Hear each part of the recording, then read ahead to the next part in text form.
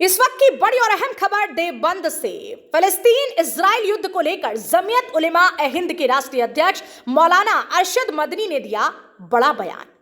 फिलिस्तीन इजराइल युद्ध नहीं, उत्पीड़क और उत्पीड़ित के बीच की हिंसा है। जो लोग अपने देश की आजादी के लिए लड़ते हैं उन्हें आतंकवादी नहीं बल्कि स्वतंत्रता सेनानी कहा जाता है। दुनिया जानती है कि इजराइल एक सूदखोर है और उसने फिलिस्तीन के इलाकों पर बलपूर्वक कब्जा कर रखा है। बड़ी खबर सचनामा इंडिया प्लस न्यूज पर आप देख रहे हैं देवबंद से। एक्सक्लूसिव और बड़ी खबर फिलिस्तीन इजराइल युद्ध को लेकर जमीयत उलेमा हिंद के राष्ट्रीय अध्यक्ष मौलाना अरशद मदनी का बड़ा बयान सामने आया, जिसमें उन्होंने कहा कि फिलिस्तीन इजराइल युद्ध नहीं, उत्पीड़क और उत्पीड़ित के बीच की ये हिंसा है। जो लोग अपने देश की आजादी के लिए लड़ते हैं उन्हें आतंकवादी नहीं बल्कि स्वतंत्रता सेनानी कहा जाता है। दुनिया जानती है कि इजराइल एक सूदखोर है और उसने फिलिस्तीन के इलाकों पर बलपूर्वक कब्जा कर रखा है। जनपद सहारनपुर के देवबंद से सचनामा इंडिया प्लस न्यूज के लिए संवाददाता मनदीप रमेश की रिपोर्ट। समझते नहीं हैं लोग, देखते नहीं हैं हालात और इसकी असल हकीकत को पहचानते नहीं हैं। ये सरज़मीन असल में अरबों की सरज़मीन है। इसके ऊपर आज से तकरीबन 100 साल 75-80 साल पहले इन अरबों की सरज़मीन पर लाकर यहूदी बस्तियों को आबाद किया गया। ये बरतानिया और अमरीका से लेकर आए और उनको यहाँ ला कर के बसाया है। असल बुनियाद उसकी ये है कि दुनिया के अंदर मुसलमानों की एक बहुत बड़ी ताकत थी जिसको खिलाफत इस्लामिया कहा जाता था और टर्की उसका मरकज़ था, उस्मानिया कहा जाता था। तो ये जितने भी छोटे छोटे ममालिक हैं ये ममालिक नहीं थे, यानी ये कि अबू धाबी है, शारक़ा है, दुबई है, ये ममालिक नहीं थे। ये जितना भी पूरा एरिया है उसी खिलाफत इस्लामिया और उस्मानिया के साथ था।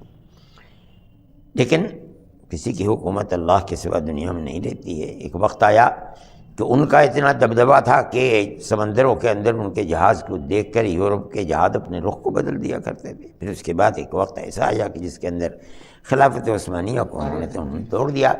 हमारे अकाबिर उस वक्त उसके अंदर हज़रत गंगोही और हज़रत नानोतवी रहमतुल्लाह अलैह ने यहाँ से सफ़र किया है, इसलिए कि वहाँ जाकर के जिहाद में शरीक होंगे खिलाफत उस्मानिया के। लेकिन यहाँ से वहाँ पहुँचे सऊदी अरब, जो अब है, उस ज़माने में टर्की की हुकूमत थी। पता चला कि सुकूत हो गया, यानी हुकूमत जो उनकी गिर गई, इसलिए वहाँ से फिर वापस आए ये लोग। उस ज़माने से इस मसले के अंदर हमारे अकाबिर, जिन लोगों ने दारुल उलूम की बुनियाद रखी है, वो लोग इस मसले के अंदर शरीक हैं। जब ये चीज़ आ गई और टर्की हार गया, टूट गया, तो अब उसके बाद जो दुनिया की उस वक्त की सिपर ताकतें थी उनके अंदर अमेरिका और ख़ास तरीके पर यूरोप था, उनकी हुकूमतें थी। वो ये कहते थे कि हमारी हुकूमत के अंदर सूरज गुरूब नहीं होता है। तो उन लोगों ने ये प्लान बनाया कि अरबों को बिल्कुल टुकड़े टुकड़े कर दिया जाए और इनकी ताकत को ख़त्म करके यहाँ ला करके यहूदियों को बिठाया जाए। चनाचे उन्होंने पहले तो सऊदी अरब, इसी तरह यमन, इसी तरह दुबई, अबू धाबी, और इन लोगों के पास कोई सरमाया भी नहीं था, दुनिया नहीं जानती। उन्होंने इनको टुकड़े टुकड़े किया और टुकड़े टुकड़े करने के बाद फिर ला करके यहूदियों को अपने मुल्कों से उठा करके यहाँ आबाद किया है। उससे पहले यहूदी यहाँ नहीं थे, होंगे 100, 500, 600, 700, 800 साल पहले, लेकिन उस वक्त अगर कोई यहाँ था तो उसका मतलब ये नहीं कि आज उसे वहाँ रहने का हक़ हासिल हो गया है। अब आप समझे कि फ़लस्तीन उनकी ज़मीन नहीं थी। गज़ा जिसको कह रहे हैं यहाँ, ये तो उर्दून के बैठे, आज से 70 साल पहले भी नहीं बल्कि 50-60 साल पहले ये उर्दून के अंदर वो घुसे, बैतुल मुक़द्दस को उन्होंने कब्ज़ा किया। उर्दून के अंदर गली गली कूचे कूचे लड़ाई हुई, लेकिन उनके साथ अमेरिका की ताकत थी, वो उतरते थे और उतर करके इसके अंदर लड़ाई में शरीक हो जाते थे। उस वक्त से लेकर के फ़लस्तीन, गज़ा, इनको उन्होंने ग़ुलाम बना रखा है। लोग आप जो ये बात कह रहे हैं कि फ़लस्तीनियों ने उनके ऊपर हमला किया, नहीं, ये ग़ुलामी की ज़िंदगी को पसंद नहीं करते कि वो ये इसके ग़ुलाम रहेंगे। इन्होंने दहशतगर्द आप कह रहे हैं, ये दहशत अपने हक़ के लिए जान देने के लिए आज दुनिया के अंदर कोई ताकत ऐसी नहीं जैसे उन्होंने अपने सर से कफन बांध करके एक बड़ी ताकत के साथ लड़ रहे हैं। इसराइल की सूरत यह है कि दुनिया का जो असलहा अमेरिका के पास है वो इसराइल के पास भी है। वहाँ की फ़ौज आने के लिए आपने क्या दुनिया ने नहीं देखा कि अमेरिका का सदर आया है और आकर के हाथ मिला रहा है और ये कह रहा है कि हम तुम्हारे साथ हैं।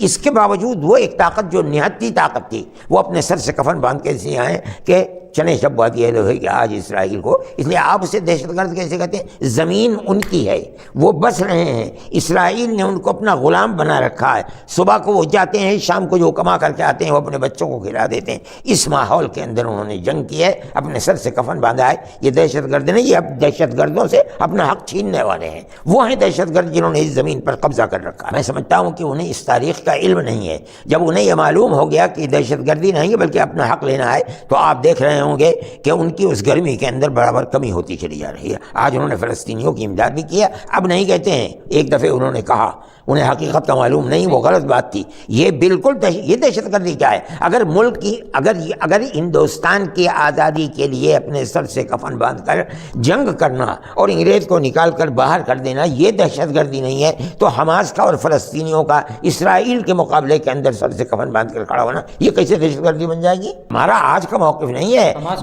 جس دن سے لا کر بڑی طاقتوں نے اسرائیل میں یہودیوں کو بیٹھالا ہے، اس دن سے ہمارا موقف ہے کہ یہ حماس اور غزہ اور فلسطین کے لوگوں کے اوپر ظلم ہے، ان کے حق کو چھینا جا رہا ہے، ہم اس حق کے ساتھ نہیں ہیں۔ جمعیت علماء کا موقف اس وقت بھی یہی تھا، آج بھی یہی ہے۔ میرے بھائی، جن لوگوں نے اپنے ملک کو آزاد کرنے کے لیے اپنی جان کو اپنی ہتھیلی پر رکھ کر کے ملک کو آزاد کرایا ہے، ان کے یہاں 10,000 15,000 نہیں، الجزائر کے اندر 1.5 لاکھ آدمی قتل ہو گیا۔ افغانستان کے اندر کتنے قتل ہو گئے؟ یہ تو کچھ بھی نہیں ہے۔ اگر انہیں اپنی آزادی کرانی ہے اور غلامی کی زنجیر کو توڑ کر پھینکنا ہے، اس کی فکر نہیں ہے کہ کتنے زندہ رہے کتنے مر گئے۔ یہ مر گئے، ملک آزاد ہوگا۔ میں کہتا ہوں واجپئی کی بات میں نے سنی ہے کھڑے ہو کر کے، اسرائیل کو چھوڑنا پڑے گا۔ میں بھی کہتا ہوں کہ انشاءاللہ اسرائیل کو یہ سرزمین چھوڑنی پڑے گی۔ نہیں، وہ سر سے کفن باندھ کر نہیں بیٹھے ہیں۔ دنیا یہ کہہ رہی ہے، ان کے پاس تو ساری دنیا کے اسلحے ہیں، بیٹھے ہوئے ہیں۔ وہ اپنی موت کو دیکھ کر بھاگ رہے ہیں۔ ابھی روس کے کسی ملک کے اندر وہ بھاگے ہیں، وہاں مسلمانوں نے ان کا پیچھا کیا ہے، وہ پھر بھاگ رہے ہیں۔ اگر انہیں آزادی مل گئی، چھوڑیں گے، بھاگیں گے۔ فلسطینی نہیں بھاگیں گے، یہیں مریں گے، یہیں مقبرہ، یہیں دفن ہوگا۔ اسرائیل مار رہا ہے، یہ تو نہیں مار رہا ہے۔ کہیں ایک آدھ مر گئے ہوں گے، لیکن اس طریقے پر ہزاروں کی تعداد کے اندر بچے شہید ہو گئے ہیں، عورتیں شہید ہو گئیں۔ یہ اسرائیل کر رہا ہے، حماس تو نہیں کر رہا ہے۔ جو لڑنے والے ہیں، حماس کا مقابلہ ان سے ہے۔ عام آدمیوں کے اوپر بم یا راکٹ حماس نہیں برسا رہا ہے۔ اخیراً انہوں نے شروعات کی ہے، لیکن کس چیز کے لیے شروعات کی ہے؟ اپنے غلامی کو توڑ کر کے ان کی زنجیروں کو آزادی کے لیے، اپنے ملک کو آزاد کرانے کے لیے، اپنے قوم کو غلامی سے باہر کرنے کے لیے انہوں نے کیا۔ یہ تو ہر انسان کا حق ہے۔ ان کے پاس تو دولت کے انبار ہیں، لیکن انہوں نے کبھی جنگ کے لیے اپنے آپ کو تیار نہیں کیا ہے۔ اس لیے یہ کمزوری محسوس ہوتی تھی۔ صرف ان میں ملک فیصل تھے جن کے پاس ہتھیار تو نہیں تھے، لیکن انہوں نے پیٹرول کو اپنا ہتھیار بنا کر کے اس کے لیے کام کیا تھا۔ اس کا نتیجہ یہ ہے کہ ان کو قتل کروا دیا گیا۔ اس وقت کی صورتحال یہ ہے کہ اول تو عرب ملک بڑے چھوٹے چھوٹے ملک ہیں، ان میں ایک ہی ملک ہے جس کو کہا جاتا ہے سعودی عرب، لیکن ان ملکوں میں سے کسی نے بھی اپنے آپ کو کسی جنگ کے لیے تیار نہیں کیا ہے۔ ہتھیار کا بنانا، جنگ کے لیے افراد کو آگے بڑھانا، ان کو تربیت دلانا، یہ کام کسی کا نہیں ہے۔ یہ ایک افسوس کی بات ہے۔ آج کی صورتحال یہ ہے کہ یہ لوگ عرب کے علاوہ دوسروں سے امداد لے رہے ہیں، ہتھیار بنا رہے ہیں۔ جن راکٹوں کا انہوں نے استعمال کیا، کچھ کے بارے میں یہ بات آئی ہے کہ یہ روس کے ساختہ ہیں، لیکن عام ہتھیار وہاں کے نہیں ہیں۔ ان کو لیا ہے، یہ عرب کے لوگ ہیں، یہ اپنی جان ہتھیلی پر رکھ کر کے لڑ رہے ہیں۔ اور میں نہیں سمجھتا ہوں کہ اسرائیل اس طریقے کی قومی اعتبار سے صفت رکھتے ہیں کہ وہ لڑنے والی قوم ہے، لڑنے والی قوم نہیں۔ تو وہ جنگیں ایسی نہیں رہیں جو آج کی جنگ ہے۔ اس کے اندر 1,500 اسرائیلیوں کا مر جانا یہ کوئی معمولی بات نہیں، اور جنگوں کے اندر ایسا نہیں ہوا ہے۔ اگر انہیں یہ یقین ہو جائے کہ جو صورتحال اس وقت حماس کی طرف سے آئی ہے، عربوں کی طرف سے یہ پھر بھی آ سکتی ہے، تو اسرائیل کے پیر نہیں جمیں گے لڑکے۔ یہ کہہ رہی ہے دنیا اسرائیل کو یہی کہہ رہی ہے کہ جنگ سے ہٹو، ٹیبل پر آ کر کے بیٹھو۔ اسرائیل نہیں بیٹھ رہا ہے، یقیناً یہی بات کہتے ہیں۔ سعودی عرب نے بھی کہی ہے، دنیا کے دوسرے ملکوں نے بھی کہی ہے کہ اس جنگ کا حاصل علاوہ لوگوں اور بچوں کے قتل کے، چاہے وہ اسرائیلی ہوں چاہے وہ فلسطینی ہوں، کوئی حاصل نہیں ہے۔ آ کے بیٹھو میز کے اوپر، جن لوگوں کو تم نے غلام بنا رکھا ہے ان کو غلامی سے نکالو، آزادی دو۔ تم بھی اگر رہنا چاہتے ہو رہو، ان کو رکھو، زندگی ان کی دو، ان کے بغیر اس کے بغیر اس کے امن نہیں ہو سکتا۔ اگر آج تک عربوں کی سمجھ میں نہیں آئی ہے یہ دو ملک نہیں بنیں گے تو عربوں کے اندر بھی یہ حس پیدا ہوگی کہ انہیں اپنی زندگی کے لیے رہنا چاہیے، امن باقی نہیں رہے گا۔ امن تو جبھی بنے گا کہ جس تجویز کو سعودی عرب نے اور دوسروں نے اور ساری دنیا نے پیش کی ہے اور کر رہے ہیں کہ بیٹھ کر بات کرو، ان کو غلامی سے نکال کر آزاد بناؤ، یا آزاد قوم رہنا چاہتے ہیں، ورنہ جتنے مرے ہیں پھر مریں گے، اس کا حل کوئی نہیں نکل پائے گا۔ صحیح ہے، لیکن اسرائیل کی سمجھ میں بات نہیں آ رہی ہے۔ وہ یہ کہتا ہے کہ ہم جنگ کو نہیں چھوڑیں گے جب تک ہم حماس کو ختم نہیں کریں۔ ہاں ٹھیک ہے، لیکن ان کے لوگوں کو بھی تو مارا ہے۔ مسئلے کا یہ حل ہی نہیں ہے کہ مارو اور قتل کرو، مسئلے کا حل یہ ہے کہ جو وہ کہتے ہیں اور دنیا کہتی ہے کہ ان کو آزادی دو، تم ان کو غلام بنا کر کے رکھتے ہو، وہ تمہارے غلام بن کر کے نہیں رہے۔ حماس نہیں کرے گا، دوسرے کریں گے۔ یہ تو دنیا کے اندر پوری عرب قوم کا مسئلہ ہے، تم نے ان کو غلام بنا کر کے رکھ رکھا ہے، وہ غلامی کی زندگی کو پسند نہیں کرتے ہیں۔ آخر دنیا کی بڑی طاقت افغانستان سے بھی تو بھاگی ہے، اس سے پہلے دنیا کی بڑی طاقت روس کی تھی، افغانستان سے بھی بھاگی۔ اگر رہنے والے عوام کا مزاج نہیں بنتا ہے کہ ہم غلام بن کر کے رہیں گے، کون دنیا کی طاقت ہے کہ انہیں غلام بنا کر کے رکھ دے گی؟ نہیں، مذہب کا بھی ہے، زمین کا بھی ہے۔ آپ اگر بھائی آپ یہودی طاقت ہے، یہ طاقت ہے، وہ لوگ مسلمان ہیں، ان کو غلام بنا رکھا ہے، یعنی ایک بدیشی طاقت نے، یا یوں کہیے کہ ایک یہودی طاقت نے، یا یوں کہیے کہ تمام عیسائیوں نے مل کر کے مسلمانوں کو غلام بنا رکھا۔ یہ بتائیے کہ یہ چراغ بجھے گا کیسے؟ یہ تو آگ لگی ہوئی ہے، رات اور دن آگ لگی رہتی ہے۔ کون تصور کر سکتا تھا کہ وہ سرنگیں بنا کر کے اور اسرائیل کے اندر گھس جائیں گے؟ انہوں نے کیا اس لیے کہ ان کا ایک مقصد ہے کہ ہمیں آزاد رہنا ہے۔ یہ بہادری کی بات ہے کہ ان کے پاس کچھ بھی نہیں ہے اور اس کے بعد وہ اپنی جان پر کھیل رہے ہیں۔ دنیا کہہ رہی ہے، وہ لوگ کہہ رہے ہیں جو تاریخ سے ناواقف ہیں، نہیں جانتے، یا یوں کہیے کہ جو غلام ہیں یہودیوں کے اور مسیح اور عیسائیوں کے، وہ یہ بات کہہ رہے ہیں، ورنہ حقیقت یہ نہیں ہے۔ تھا کہ زمانے کے اندر کیا مسلمانوں کا بھی ہے؟ مطلب یہ ہے کہ مسلمان تو وہاں بیٹھے، اس کے ملک کا حصہ تھا، وہ ان کے ملک کے اندر تھے۔ انہوں نے عیسائیوں نے یہودیوں کا ساتھ دیا اور پوری طاقت لے کر کے گلی گلی کوچے کوچے قتل و غارت اور اس سرزمین کے اوپر قبضہ۔ یہی تو ہے اصل لڑائی۔ آپ نے قبضہ کیسے کیا؟ آپ تو یہاں نہیں رہتے تھے، آپ تو رہتے تھے یورپ کے اندر یا امریکہ کے اندر۔ آج بھی پورے محلے یہودیوں کی آبادی ہیں۔ اس کے بعد اس کے اوپر قبضہ کیا گیا اور اس زمین کو بانٹ سانٹ کر کے مسلمان کے اندر کوئی طاقت ہی نہیں دی، انہوں نے اپنا ملک بنا لیا۔ اب اس ملک کے سر کے اوپر امریکہ بیٹھا ہوا ہے، اور جو کچھ امریکہ کے پاس ہے تباہ کرنے کے لیے وہ ان کے پاس بھی ہے۔ کیسے اس غلامی کو عرب برداشت کر؟ تو نہیں دیتے ہو، تم نے قبضہ کیا ہے، تم نے لڑ کر کے اس کو چھینا ہے، کیسے تم چھین لو گے اس کو؟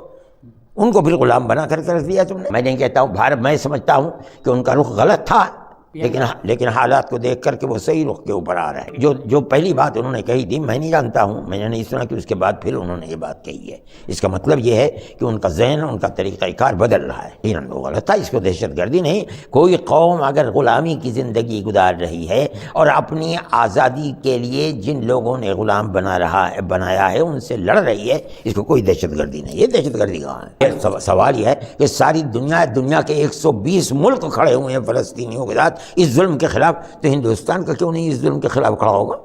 ہم اگر کھڑے ہوتے ہیں، یہ ہمارا حق ہے، انسانیت ہے یہ، تو ان کے اوپر کیوں ظلم کیا جا رہا ہے؟ ہوا کرے جو کچھ بھی ہو رہا ہے، لیکن اس کا مطلب یہ نہیں ہے کہ ان کے ظلم کو برداشت کر دیا جائے گا۔ بچوں کو مارنا، عورتوں کو قتل اور ہزاروں کی تعداد کے اندر قتل کر دینا، اس کو کیسے برداشت کیا جا سکتا؟ میں یہ سمجھتا ہوں کہ ہمارے پہلے لوگ جنہوں نے ہماری ملک کو آزاد کرا ہے، جواہر لال نہرو ہیں، مہاتما گاندھی ہیں، ان لوگوں نے جس سیاست کو پکڑ رکھا تھا وہ 100% فلسطین کے ساتھ تھے۔